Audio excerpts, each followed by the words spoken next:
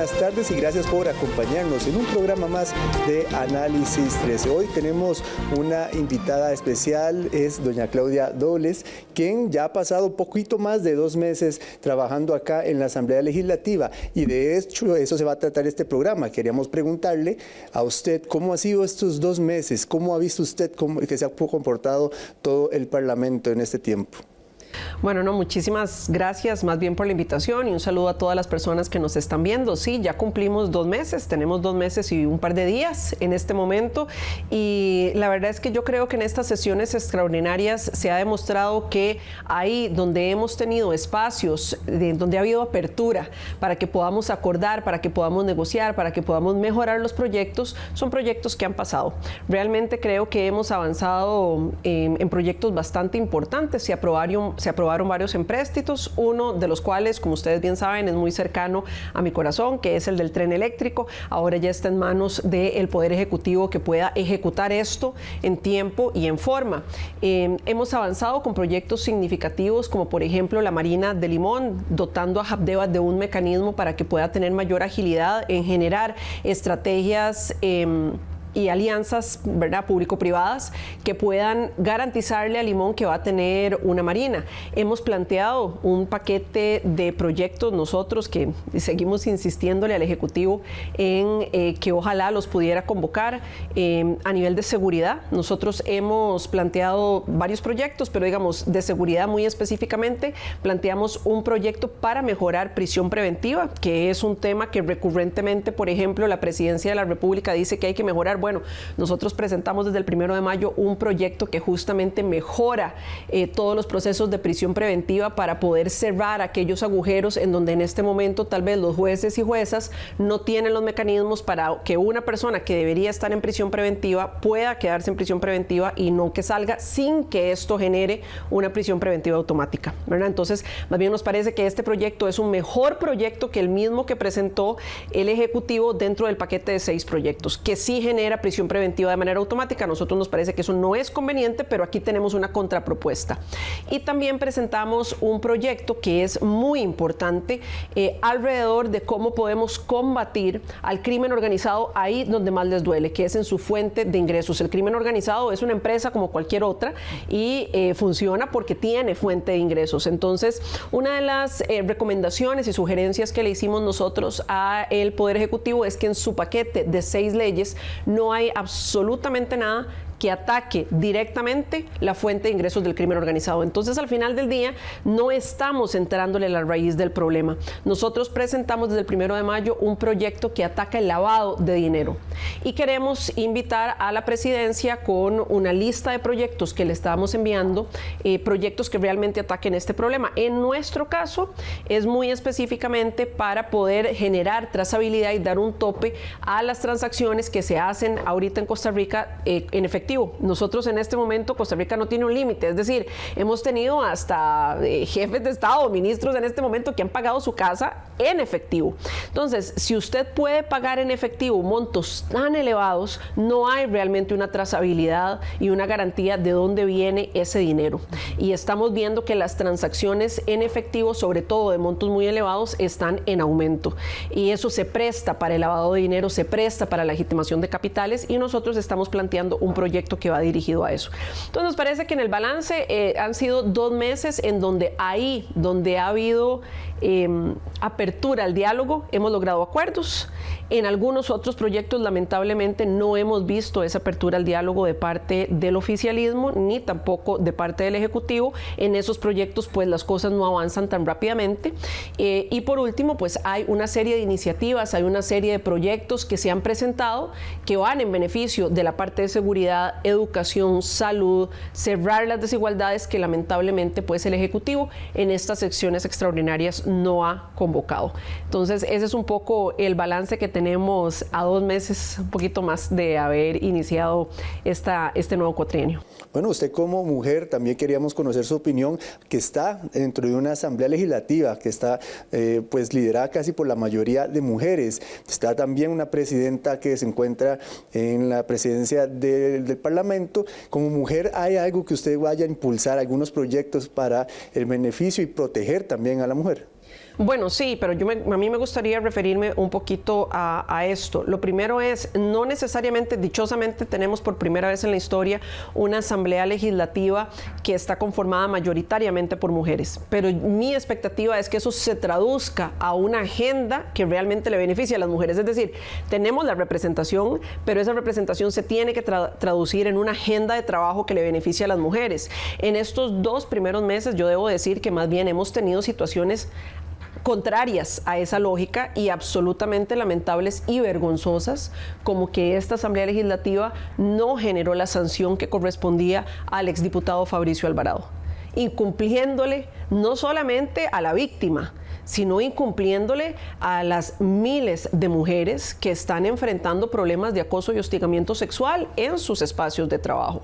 Entonces, lamentablemente, a pesar de que tenemos una mayoría de mujeres en el Parlamento, no fue capaz esta Asamblea Legislativa de hacer algo que estaba ya reglamentado, para lo cual había un proceso, y el oficialismo bloqueó la posibilidad de que pudiéramos sancionar al diputado Alvarado, a pesar de que la misma presidenta de la República, doña Laura Fernández, dijo abiertamente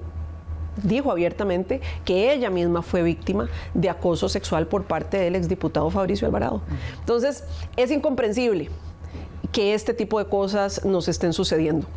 Y es justamente por eso, cuando nosotros hablamos, pudimos ver, y la argumentación que nos dio el oficialismo es que había algunos agujeros que habían quedado ahí en el tema del reglamento para el hostigamiento sexual aquí en la Asamblea Legislativa, y es por eso que justamente nosotros estamos presentando una reforma a ese reglamento para poder cerrar esos portillos y que estos lamentables eventos que vimos en el plenario, donde no se sancionó a una persona que debió haber sido sancionada y le fallamos a las mujeres de Costa Rica, no vuelva a ocurrir. Y en el tema de agresión a la mujer, ¿también hay algún proyecto que tenga usted en la mira que quiera presentar? Bueno, nosotros ya presentamos. Es importante decir que, según el último informe de la Defensoría de los Habitantes, el aumento en la violencia contra las mujeres en todos los espacios está en aumento. Y es muy preocupante ver cómo están aumentando los casos de violencia, de acoso, de hostigamiento sexual,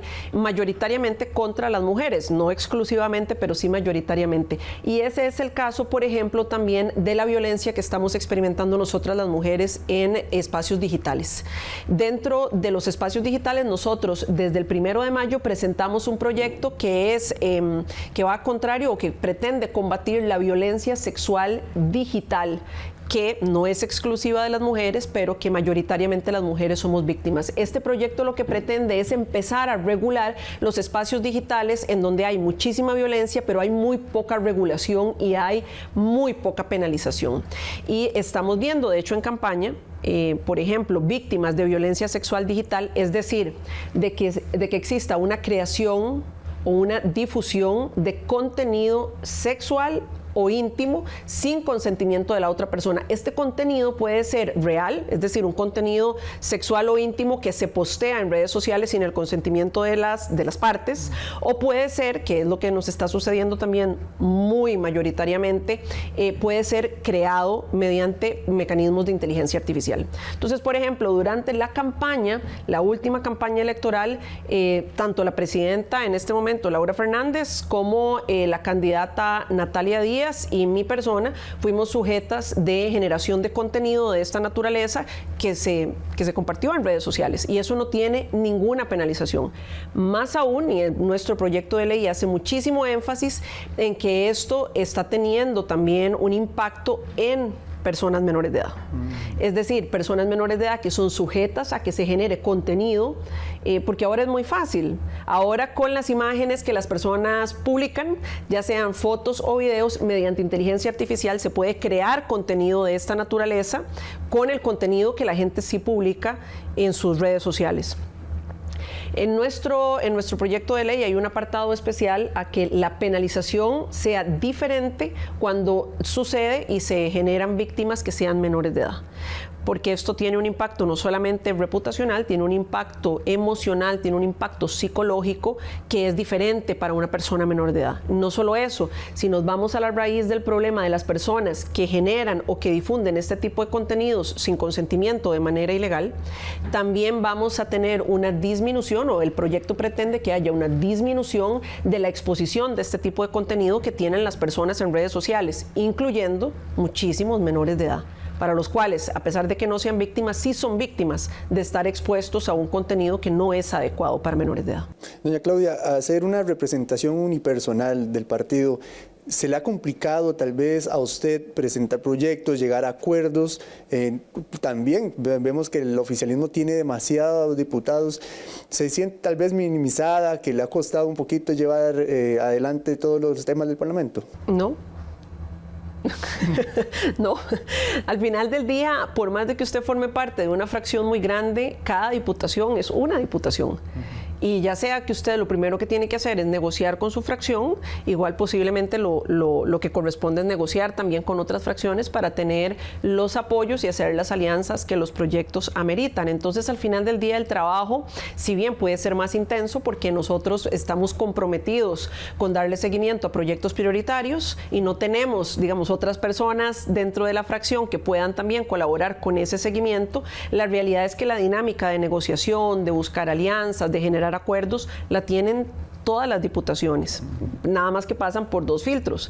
Pasan por lograr los acuerdos en su fracción para luego buscar alianzas en otras fracciones, y en nuestro caso nosotros vamos directamente a buscar alianzas y acuerdos directamente con las otras fracciones, pero la verdad es que no nos hemos sentido en desventaja en ese sentido. Sí es importante decirlo porque es una realidad, sí es un trabajo bastante intenso para mí, porque nosotros estamos comprometidos a darle seguimiento a varios proyectos prioritarios que están en diversas comisiones. Entonces, la logística de una semana le damos prioridad a un seguimiento de un proyecto, vamos viendo qué van pasando en cada una de las comisiones. Es un trabajo más intenso para mí, por supuesto, para mi equipo de trabajo, que está comprometidísimo y que estamos literalmente a toda máquina para poder cumplir con esos seguimientos y con los compromisos que tenemos con la ciudadanía. Después de ya trabajar estos 2 meses, ¿cuáles acuerdos sí tienen pensado tal vez llegar a futuro y cuáles definitivamente usted dice, no, nuestra fracción nunca va a llegar a ese acuerdo, ya sea con cualquiera de las fracciones, ya sea oficialista o incluso de Frente Amplio, también de Liberación?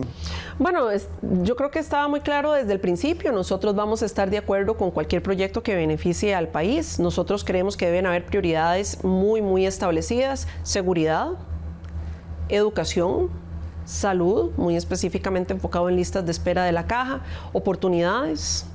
Hay una serie de proyectos e iniciativas que nosotros estamos dándole seguimiento y queremos presentar a nivel de acceso a crédito y financiamiento. Esas son las prioridades que nosotros tenemos. Entonces, ya sea que nosotros las impulsemos o que podamos apoyar iniciativas que sean en beneficio en esas áreas, ahí nos van a encontrar.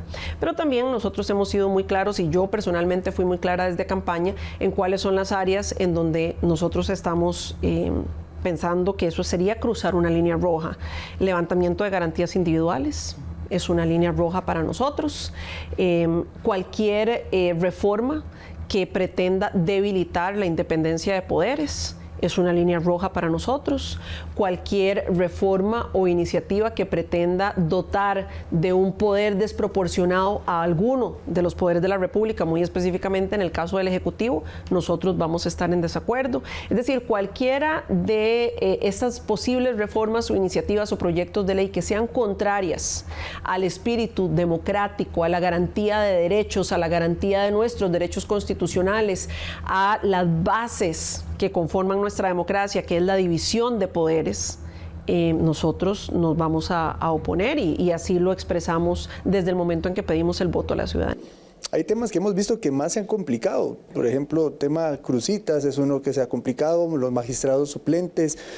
¿Por qué considera usted que no se llega a un acuerdo? Hemos visto que también ha avanzado mucho esta Asamblea Legislativa en muchos acuerdos, y pues votan proyectos cuando están totalmente decididos a sacarlos adelante. ¿Por qué se han complicado estos temas? Bueno, yo creo que por falta de vocación de diálogo de parte del oficialismo, y es muy importante decirle a todos los costarricenses, la Asamblea Legislativa está dominada por el oficialismo.